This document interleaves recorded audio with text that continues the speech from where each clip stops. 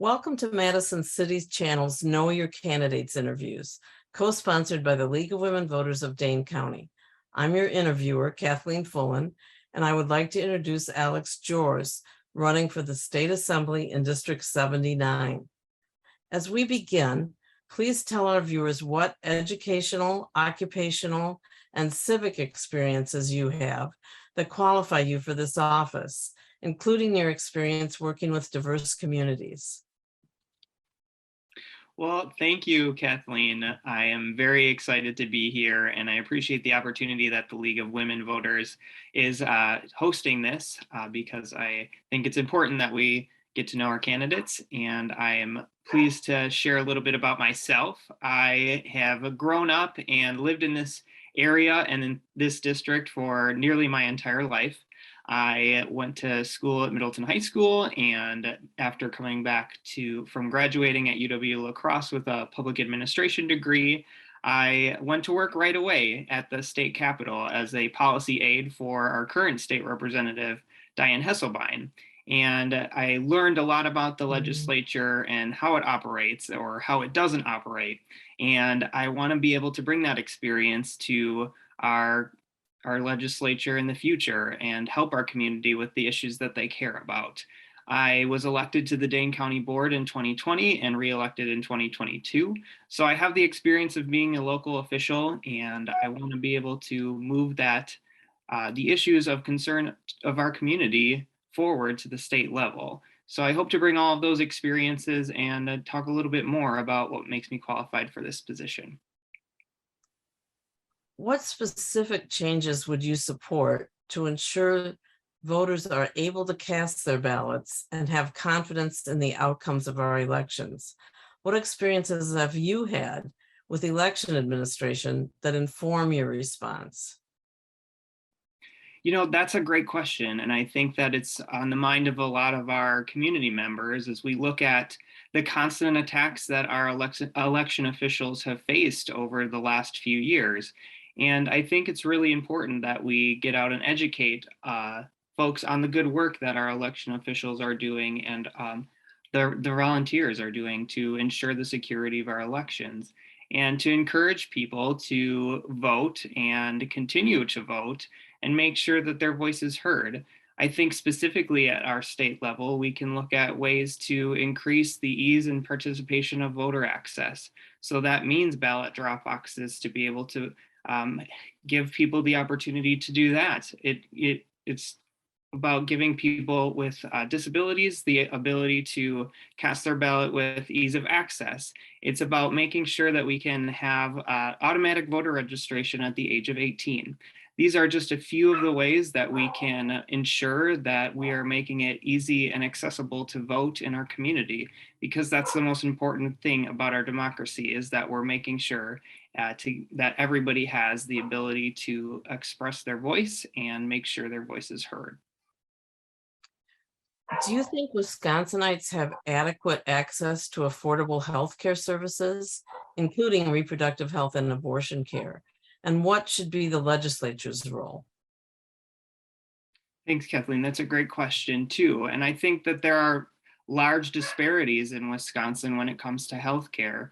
And I think that the legislature has a big role to play in making sure that we're taking back our federal dollars to be able to expand the access to Badger care. This would cover thousands of Wisconsinites that need access to affordable healthcare. And also we could be able to bring down even more federal dollars to be able to expand access to healthcare programs across the board. So I think this is really important. And when it comes to the access for abortion, this is an issue that just of late has been very important, that we are able to make sure that people in our community have access to reproductive rights. And this is something that we can do in the legislature right now by passing the Abortion Rights Preservation Act in the legislature to make sure this 1849 law that is currently on the books as a criminal abortion ban is taken off the books, because we want to make sure that everybody is able to have the reproductive freedom in our community. And this is essential as we move forward into the next session.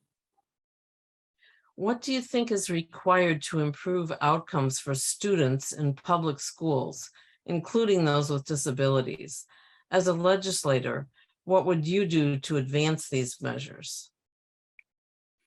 This is a really important issue for our community, is making sure that our public schools are fully funded and that everybody, all of our students have the opportunity, regardless of their zip code and regardless of their ability, to get a quality public education.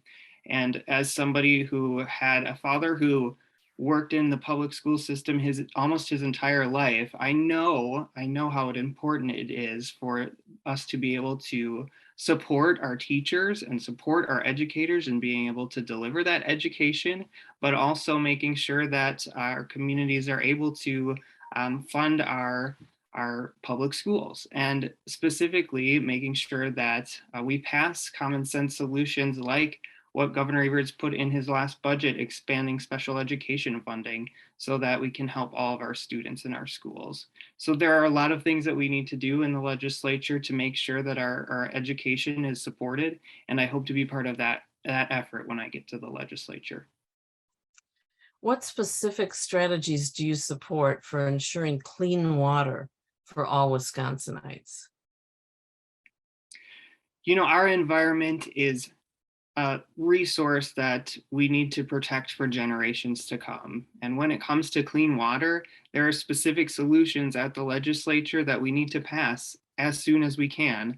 I think of the CLEAR Act that would provide funding for PFAS mitigation and being able to bring down some more grants to be able to get pollutants out of our water.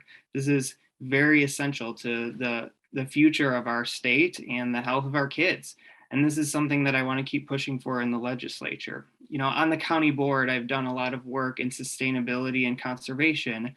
I worked to expand our public lands by over 400 acres to be able to give people some recreation opportunities to enjoy our environment, but then also help with flood mitigation. And this will help with runoff so that pollutants aren't getting into our water. But we really need to expand that at the state level so that we're coming at this issue from every aspect and making sure our water is clean and drinkable for the future.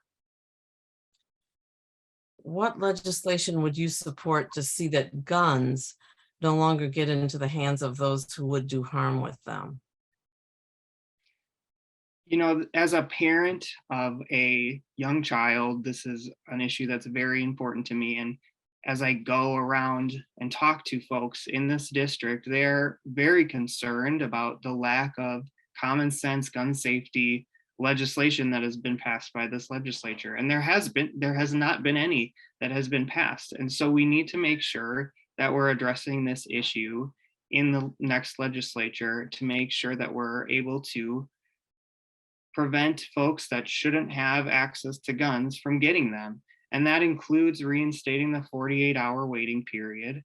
That includes making sure that we don't have weapons of war on our street. And that's making sure that we're not funding ideas that give weapons to our teachers and bring weapons into the school, but making sure that they stay off school grounds. And I think those are all common sense ideas that the majority of Wisconsinites support. And I hope to work to move those issues forward because this issue is too important to ignore, and we need to do something about gun safety in our community. What opportunities do you see to work across the aisle on issues important to your constituents? That's a great question. And I think that people across Wisconsin are looking for their legislators to work across the aisle to solve big or small issues of the day. And I look at my background as being able to build bridges where I am able, and I'll use my experience to do that. But I want to make sure folks know that I will always stand up for their values, and I will always fight against policies that divide our community or hurt our community. So there are issues that we can work together on to solve, whether it's helping our small businesses recover from the pandemic, or closing the dark store loophole, or any variety of issues that could deal with the environment. I think there's ways to reach across the aisle on those issues and many others, and I look forward to being able to do that when I get to the state capitol. What would you like to say to the viewing audience as we complete this interview, including any priorities that have not yet been identified?